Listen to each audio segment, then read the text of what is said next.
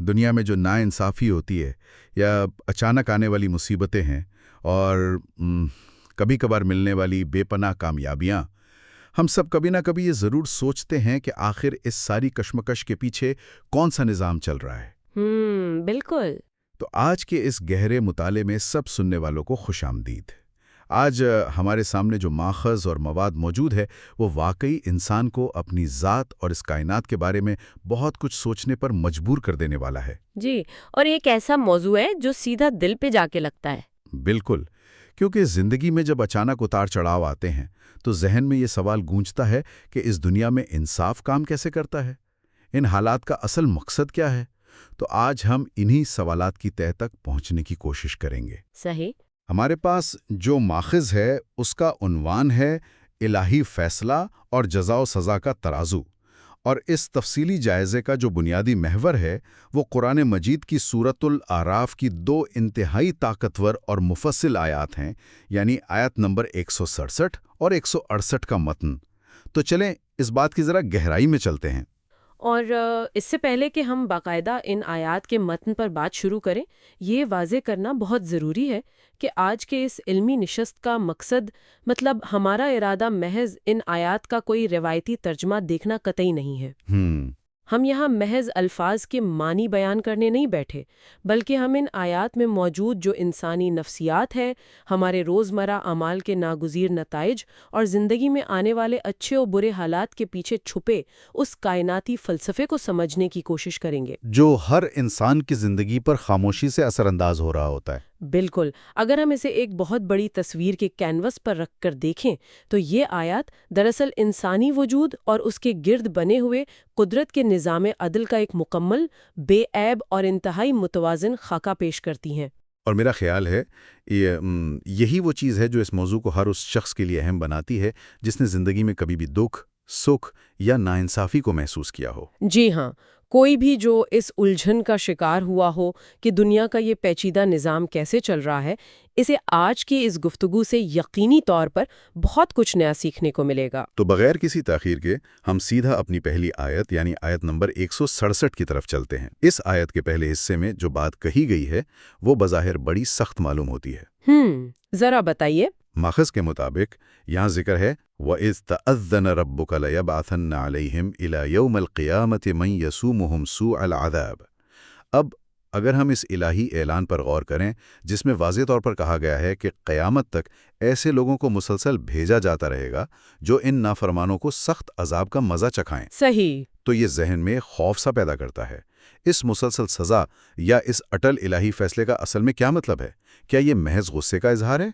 देखिए, ये सवाल बहुत अहम है क्योंकि सतही तौर पर देखने से ये वाकई एक गज़बनाक फैसला लगता है, लेकिन यहाँ जो बात सबसे ज़्यादा गौर तलब है वो ये है कि ये दरअसल अमल और उसके नतीजे के एक अटल कुदरती कानून की तरफ इशारा है। अमल और उसका नतीजा यानी कॉज एंड इफेक्ट? जी बिल्कुल। जब हम कहते हैं कि अजाब या सज़ा का एक तसलसल है जो क़यामत तक जारी रहेगा, तो ये इस बात की निशानदही करता है कि इस कायनात में बुरे अमाल के नताइज कभी खला में गायब नहीं होते। ऐसा नहीं होता कि कोई जुल्म करे और उसका असर कायनात की वुसअतों में कहीं खो जाए। हर अमल का एक रद्द अमल तो होता है। बिल्कुल, ये कायनात एक इंतहाई हसास तवाज़ुन पर खड़ी है। जब कोई मुआशरा, कौम या ग्रोह मुसलसल बुराई, जुल्म, नाइंसाफ़ी और तकब्बुर का रास्ता इख्तियार करता है तो कुदरत का निज़ाम दिफा खुद ब खुद हरकत में आ जाता है। इसे हम किसी इंतकामी कार्रवाई के तौर पर नहीं देख सकते। तो ये क्या है फिर? ये इस बात की ज़मानत है कि आमाल के नताइज एक तसलसल के साथ सामने आते रहेंगे ताकि दुनिया का निज़ाम मुकम्मल तौर पर दरहम दरहम ना हो जाए। बुराई को रोकने के लिए कुदरत किसी ना किसी को खड़ा कर देती है और यही वो तसलसल है जिसका इस आयत में जिक्र किया गया है। अच्छा, यानी ये बिल्कुल वैसे ही है जैसे अगर हम तभी कवानीन की बात करें तो आग में हाथ डालने का नतीजा जलना ही है। आग कोई आपसे इंतकाम नहीं ले रही होती, वो महज अपनी फितरत और कानून के मुताबिक अमल कर रही होती है। बहुत ज़बरदस्त मिसाल दी आपने, बिल्कुल ऐसा ही है। और इसी तरह मुआशरों के अंदर जब जुल्म की आग भड़कती है तो उसका नतीजा तबाही या किसी बैरूनी ताकत के अजाब की सूरत में निकलना एक कुदरती उसूल बन जाता है। जी। लेकिन यहाँ आकर बात वाकई बहुत दिलचस्प और हैरानकुन हो जाती है। کیونکہ اگر ہم صرف اس پہلے حصے کو دیکھیں تو انسان مکمل طور پر مایوسی اور خوف کا شکار ہو سکتا ہے، مگر ماخذ میں اسی آیت کے بالکل آخر میں اسی تسلسل کے اندر دو ایسی صفات کا ایک ساتھ ذکر کیا گیا ہے جو بظاہر ایک دوسرے کے بالکل الٹ لگتی ہیں۔ وہ کون سی؟ ایک طرف سختی سے کہا گیا اِنَّ رَبَّكَ لَسَرِيعُ الْعِقَابِ، یعنی بے شک تمہارا رب تیزی سے سزا دینے والا ہے، اور پھر اسی سانس میں بغیر کسی وقفے کے فوراً بعد کہا گیا وَإِنَّهُ لَغَفُورٌ الرحیم، یعنی اور بے شک وہ بے حد بخشنے والا اور مہربان ہے۔ صحیح۔ ایک ہی جملے میں ایک ہی سانس میں تیزی سے سزا دینے کا ذکر بھی ہے اور پھر بے حد بخشنے والا بھی کہا گیا ہے۔ یہ جزا و سزا کا ترازو ایک ہی وقت میں ان دو انتہائی مختلف پلڑوں کو کیسے سنبھالتا ہے؟ دراصل یہ توازن ہی اس پورے نظام کی سب سے بڑی خوبصورتی اور اس کی بقا کا راز ہے۔ اگر ہم انسانی نفسیات کو سامنے رکھ کر اس پر غور کریں تو یہ دونوں صفات مل کر ایک مکمل اور بے عیب انصاف کا نظام تشکیل دیتی ہیں۔ وہ کیسے؟ ذرا تصور کریں، اگر دنیا میں صرف سزا کا خوف ہو اور معافی کی کوئی گنجائش نہ ہو تو انسان مکمل طور پر مایوسی کا شکار ہو جائے گا۔ وہ سوچے گا کہ جب مجھ سے ایک بار غلطی ہو ہی گئی ہے اور اب میں کسی صورت بچ نہیں سکتا تو پھر میں مزید بہتری کی کوشش کیوں کروں؟ بالکل، وہ تو پھر ڈھیٹ بن جائے گا۔ ہاں، وہ برائی کی دلدل میں اور گہرا اترتا چلا جائے گا کیونکہ واپسی کا دروازہ بند ہو چکا ہوگا۔ اور دوسری طرف اس کی بالکل الٹ صورتحال فرض کریں۔ اگر صرف بخشش، محبت اور معافی کا ہی یقین ہو اور کسی قسم کی پکڑ یا سزا کا ڈر نہ ہو تو پھر کیا ہوگا؟ پھر تو انسان بالکل لاپرواہ اور سرکش ہو جائے گا۔ بالکل، وہ سوچے گا کہ میں جو چاہے کروں، جتنا چاہے ظلم کروں، آخر میں تو مجھے معافی ملی جانی ہے۔ اس سے معاشرے میں درندگی اور ناانصافی عام ہو جائے گی۔ تو یہ جو توازن اس آیت میں پیش کیا گیا ہے، یہ انسان کو مایوسی کے اندھیرے سے بھی بچاتا ہے اور ساتھ ہی اسے اس قدر بے خوف بھی نہیں ہونے دیتا کہ وہ دوسروں کے حقوق چھیننا شروع کر دے۔ یہ خوف اور امید کے درمیان کی وہ باریک لکیر ہے جس پر چل کر ہی انسانیت پنپ سکتی ہے۔ جی بالکل۔ یہ بات دل کو لگتی ہے، گویا اس سختی میں بھی ایک طرح کی شفقت ہی چھپی ہوئی ہے۔ اس توازن کو سن کر مجھے ذہن میں ایک روزمرہ کی مثال ابھرتی ہوئی محسوس ہو رہی ہے۔ بتائیے۔ تصور کریں کہ ایک اسکول میں ایک ایسا استاد ہے جو اپنے اصولوں کا بہت پکا اور انتہائی منصف ہے۔ اگر کلاس میں کوئی طالب علم جان بوجھ کر قوانین توڑتا ہے، دوسروں کو تنگ کرتا ہے یا کلاس کا ماحول خراب کرتا ہے تو وہ استاد ذرا بھی سستی نہیں دکھاتا۔ وہ فوراً حرکت میں آتا ہے، اسے اس کی غلطی پر ٹوکتا ہے یا سخت سزا دیتا ہے۔ یہی اس کا تیزی سے سزا دینا ہے۔ صحیح۔ لیکن اگر وہی طالب علم اپنی غلطی کی شدت کا احساس کر لے، سچے دل سے نادم ہو، معافی مانگ لے اور خود کو بہتر بنانے کی سچی کوشش کرے، تو وہی استاد اپنی تمام تر پچھلی سختی کے باوجود اسے گلے لگانے، معاف کرنے اور آگے بڑھنے کا موقع دینے کے لیے سب سے پہلے تیار ہوتا ہے۔ بہت خوبصورت بات ہے۔ استاد کی وہ سختی دراصل پوری کلاس کے ماحول کو محفوظ رکھنے کے لیے ہوتی ہے اور اس کی معافی اس مخصوص طالب علم کا مستقبل بچانے کے لیے ہوتی ہے۔ تو کیا ہم اس الہی ترازو کو بھی اس استاد کے رویے سے جوڑ کر دیکھ سکتے ہیں؟ یہ مثال تو ساری بات ہی صاف کر دیتی ہے، اور اگر ہم اس پر مزید غور کریں تو وہ طالب علم اس استاد کی حد درجہ عزت بھی کرتا ہے، کیونکہ اسے معلوم ہے کہ غلطی پر فوراً گرفت ہوگی، کوئی رعایت نہیں ملے گی۔ لیکن وہ اس استاد سے دل کی گہرائیوں سے محبت بھی کرتا ہے، کیونکہ اسے پتا ہے کہ سچی معافی پر اس کے تمام پچھلے ریکارڈ صاف کر دیے جائیں گے اور اسے دوبارہ ایک نیا موقع ملے گا۔ بالکل صحیح۔ استاد کا مقصد طالب علم کی زندگی تباہ کرنا نہیں، بلکہ اس کی اصلاح کرنا ہوتا ہے۔ بالکل اسی طرح کائنات کا یہ نظام تیزی سے رد عمل دکھاتا ہے تاکہ زمین پر برائی کو پھیلنے سے روکا جا سکے، لیکن مہربانی اور درگزر کا دروازہ 24 گھنٹے کھلا رہتا ہے تاکہ جو کوئی بھی اندھیرے سے اجالے کی طرف واپس لوٹنا چاہے اسے روکا نہ جائے۔ یہ نظام عدل کی انتہا ہے جہاں انصاف اور رحم ایک ساتھ چلتے ہیں۔ واقعی یہ سوچنے کا ایک بہت ہی مثبت اور گہرا انداز ہے جو انسان کے اندر سے خوف اور مایوسی دونوں کو نکال دیتا ہے۔ اب اسی تسلسل کو آگے بڑھاتے ہیں اور ذرا گفتگو کرو اپنی دوسری آیت یعنی آیت نمبر 168 کی طرف موڑتے ہیں۔ جی چلے۔ ماخذ میں اس کا آغاز کچھ یوں ہوتا ہے وَقَطَّعْنَاهُمْ فِي الْأَرْضِ أُمَمًا، یعنی ہم نے انہیں زمین میں مختلف قوموں اور گروہوں میں بانٹ دیا۔ اور پھر آگے معاشرتی تقسیم کی ایک بہت بڑی حقیقت بیان کی گئی ہے کہ منہم الصالحون ومنہم دون ذالک، یعنی ان قوموں اور گروہوں میں نیک لوگ بھی ہیں اور ان کے علاوہ دوسرے لوگ بھی جو نیک نہیں ہیں۔ یہ جو انسانی گروہوں کی تقسیم اور ان میں موجود نیکی اور برائی کا تنوع ہے، یہ کوئی حادثہ تو نہیں ہو سکتا۔ اس تقسیم سے ہم کیا نتیجہ خاص کر سکتے ہیں؟ اس سے ہماری سماجی زندگی کا سب سے بڑا سچ بے نقاب ہوتا ہے۔ اس آیت کا یہ حصہ ہمیں بتاتا ہے کہ دنیا کا کوئی بھی معاشرہ، چاہے وہ کتنا ہی ترقی یافتہ کیوں نہ ہو یا کتنا ہی پسماندہ کیوں نہ ہو، مکمل طور پر یکساں یا ایک ہی طرز کا نہیں ہوتا۔ مطلب کوئی بھی سوسائٹی مونولتھ نہیں ہوتی۔ بالکل، انسانی معاشرہ ایک ہی رنگ کے نہیں ہوتے، ان میں ہمیشہ تنوع پایا جاتا ہے۔ جب ہم تاریخ کا گہرا مطالعہ کرتے ہیں تو دیکھتے ہیں کہ کسی بھی قوم میں تمام کے تمام لوگ نہ تو فرشتے صفت ہوتے ہیں اور نہ ہی سب کے سب ظالم یا بدعنوان۔ ہاں، یہ تو ہے۔ ہر گروہ میں، ہر دور میں مختلف خیالات، مختلف درجات کی نیکی اور مختلف قسم کی خامیاں موجود رہی ہیں۔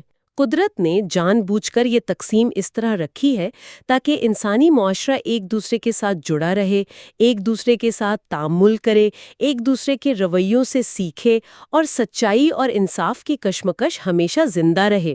یعنی یہ کشمکش ضروری ہے۔ بالکل، اگر سب کے سب نیک ہوتے تو نیکی کی پہچان اور اس کی قدر ہی ختم ہو جاتی۔ اگر کوئی برائی کرنے والا نہ ہوتا تو معاف کرنے یا انصاف قائم کرنے کے تصورات ہی پیدا نہ ہوتے۔ یہ تنوع دراصل اس دنیا کے قدرتی نظام کا ایک لازمی اور اہم ترین حصہ ہے۔ تو اس کا مطلب ہے کہ دنیا میں مختلف طرح کے لوگوں کا ایک ساتھ رہنا، ان کے درمیان پایا جانے والا فرق، خیالات کا ٹکراؤ اور اچھے برے لوگوں کا ملا جلا معاشرہ دراصل اس دنیا کے اس بڑے امتحان کا ہی ایک پلیٹ فارم ہے۔ یہ کوئی خرابی نہیں ہے، بلکہ یہی وہ میدان ہے جہاں انسان کو پرکھا جاتا ہے۔ 100%۔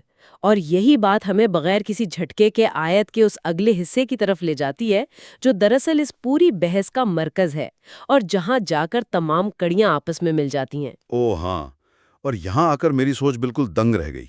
جب میں نے ماخذ کے اس حصے کو بغور پڑھا تو میری حیرت کی انتہا نہ رہی۔ ایسا کیا تھا اس میں؟ وہاں لکھا ہے وَبَلَوْنَاهُمْ بِالْحَسَنَاتِ وَالسَّيِّئَاتِ، جس کا واضح مطلب ہے کہ ہم نے انہیں اچھے حالات اور برے حالات دونوں سے آزمایا۔ یہ بات میرے لیے اس لیے ذہن کو جھنجھوڑ دینے والی تھی کیونکہ عام طور پر ہمارے معاشروں میں یہ سوچ بہت پختہ ہو چکی ہے کہ جب ہم پر کوئی مشکل وقت آتا ہے، کوئی اچانک بیماری آ جاتی ہے، روزگار چھن جاتا ہے یا مالی نقصان ہوتا ہے، صرف اور صرف تبھی ہم آن بھر کر کہتے ہیں کہ یہ میری آزمائش ہے۔ صحیح بات ہے۔ لیکن اس ماخذ میں انتہائی دو ٹوک الفاظ میں الحسنات یعنی خوشحالی، کامیابی، دولت اور اچھے حالات کو بھی ایک باقاعدہ آزمائش قرار دیا گیا ہے۔ ہم انسانوں نے کبھی اچھے وقت کو آزمائش کیوں نہیں سمجھا؟ ہم کیوں صرف روتے وقت ہی کہتے ہیں کہ ہم امتحان میں ہیں؟ یہ سوال انسانی نفسیات کے سب سے بڑے المیے کی طرف اشارہ کرتا ہے۔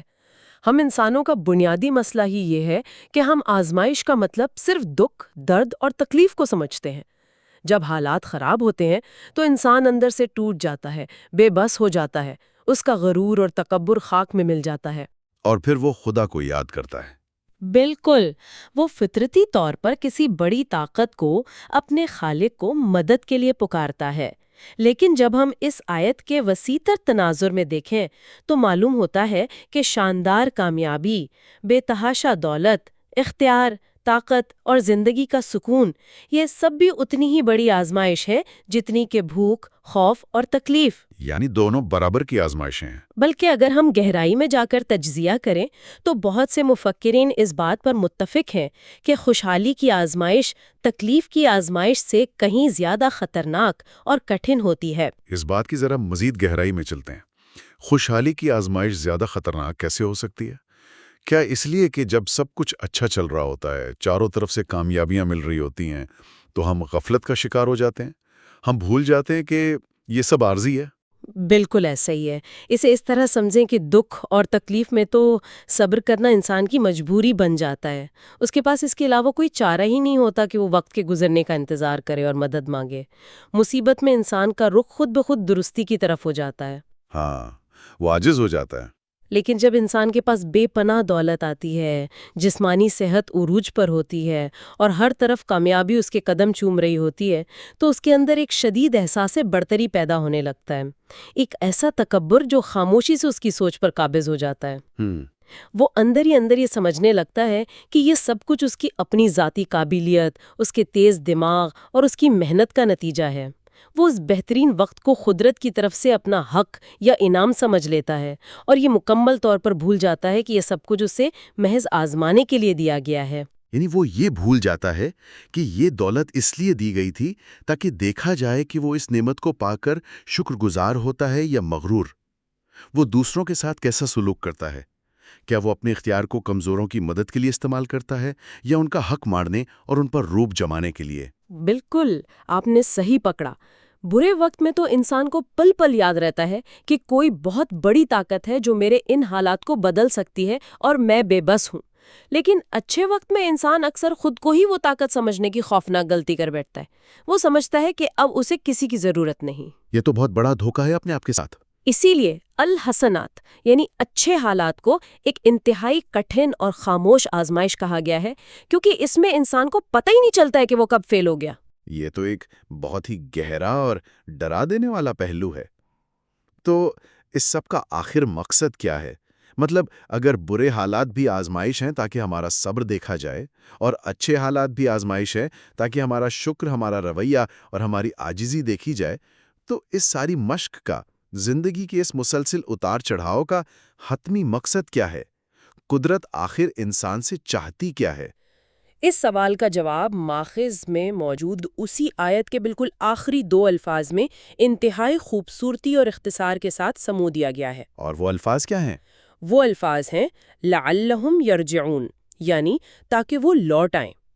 اس پوری کائنات میں انسان کے ارد گرد جو اچھے اور برے حالات کا، خوشیوں اور غمیوں کا جو تانا بانا بنا گیا ہے، اس کا مقصد انسان کو تباہ کرنا، اسے عذاب دینا یا بلا وجہ پریشان کرنا ہرگز نہیں ہے، اور نہ ہی اچھے حالات کا مقصد محض اسے دنیاوی انعام دے کر خوش کرنا ہے۔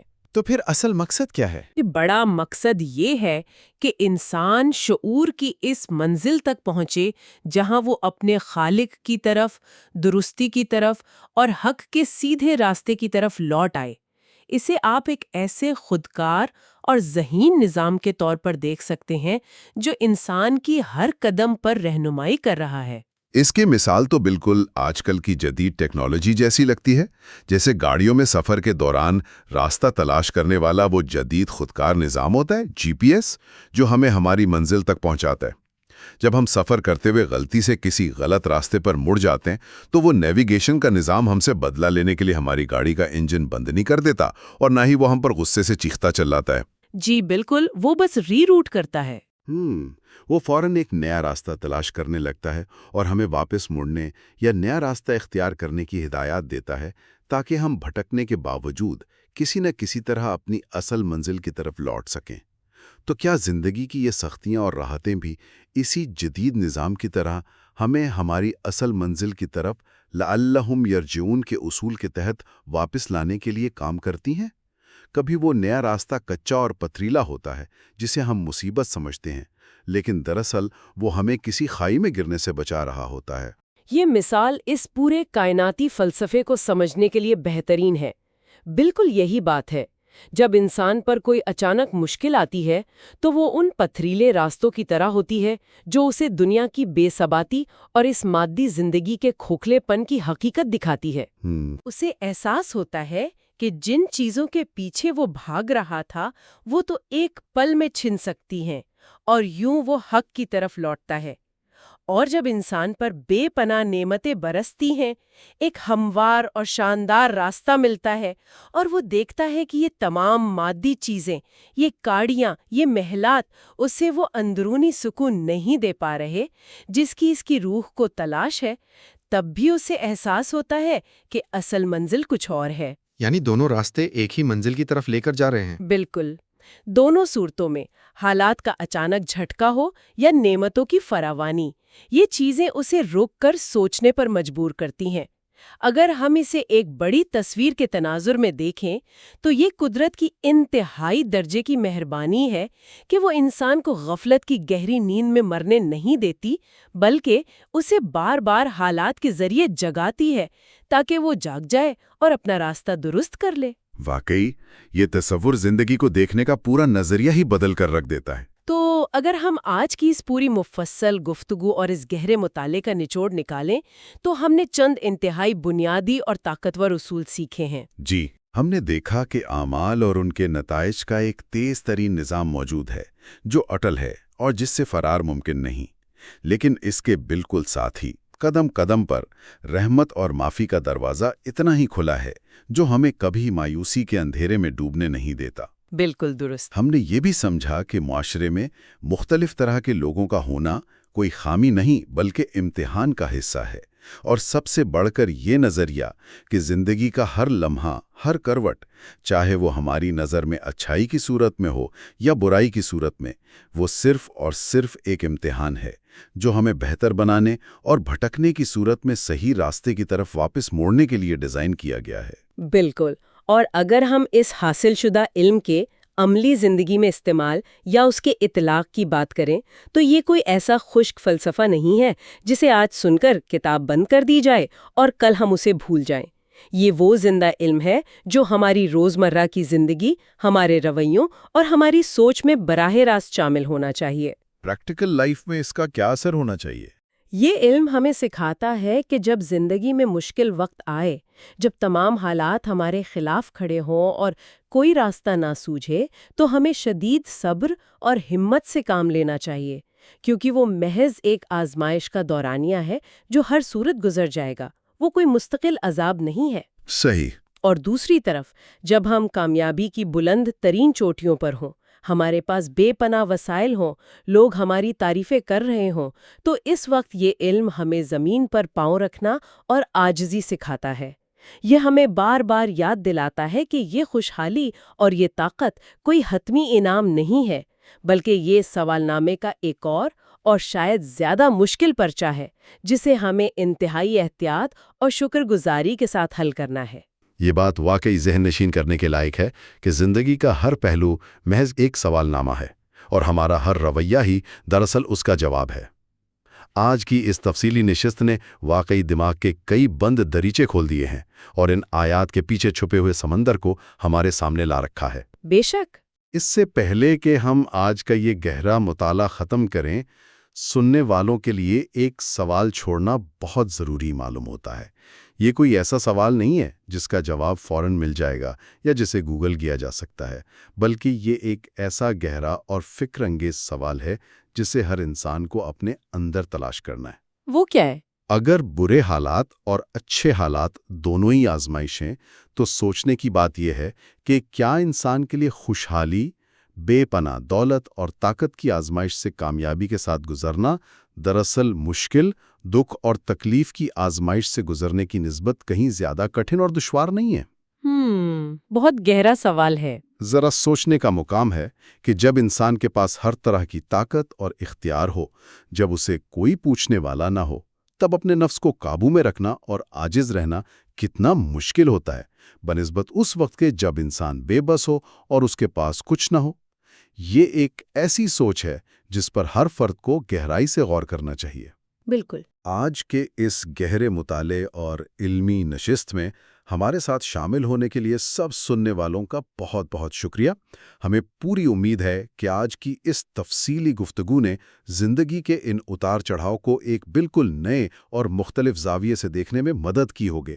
زندگی میں علم کی جستجو اور حقائق کو سمجھنے کی پیاس کبھی ختم نہیں ہونی چاہیے، اس لیے سوچتے رہیے، اپنے ارد گرد پھیلے نظام پر سوال کرتے رہیے اور سیکھنے کے اس شاندار سفر کو اسی طرح جاری رکھیے۔